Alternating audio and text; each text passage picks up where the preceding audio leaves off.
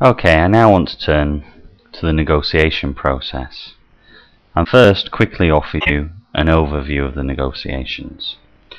The negotiations for Bretton Woods began really with the agreement of the Atlantic Charter, which was negotiated in a secret meeting between the President of the United States, Franklin Roosevelt, and Winston Churchill in a secret meeting in Newfoundland. The terms of the Atlantic Charter were really about wartime cooperation. Remember, the Atlantic Charter was negotiated in 1940, before the United States was actually directly involved in the war, and was about providing Britain with much needed military assistance, particularly in the form of the lease of 50 destroyers, which were desperately needed to keep the war effort going. In return for this, the United States sought to gain agreements on post-war economic planning and in particular free trade. We said before that Great Britain's response to the economic crisis of the 1930s was to promote trade within its imperial system through the through the system of imperial preference, and the United States as a new player in international trade and in export markets internationally to continue to grow, was very much interested in dismantling that system after the war.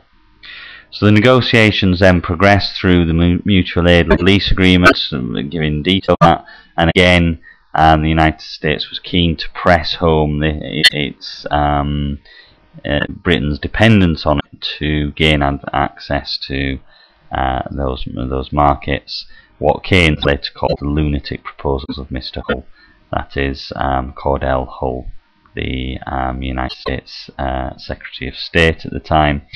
But more consensually, the Lend-Lease Agreement included clauses that said that post-war economic planning should be about the expansion of production, employment, and the exchange and consumption of goods, that is international trade, and that system should be regulated or should be based on multilateral cooperation. Again, this is a significant departure from previous international economic relations.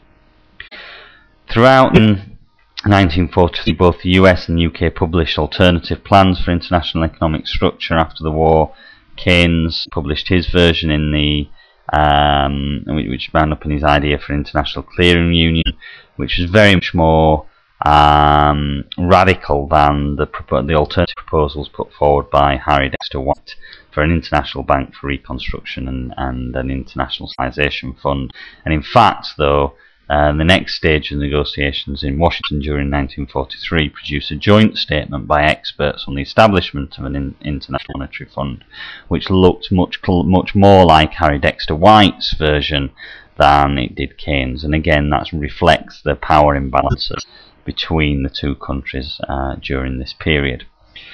That joint statement was then put forward as the basis for multilateral, that is international, agreement by a wide variety of states at an international conference at the Bretton Woods hotel in New Hampshire in the United States in the summer of 1944.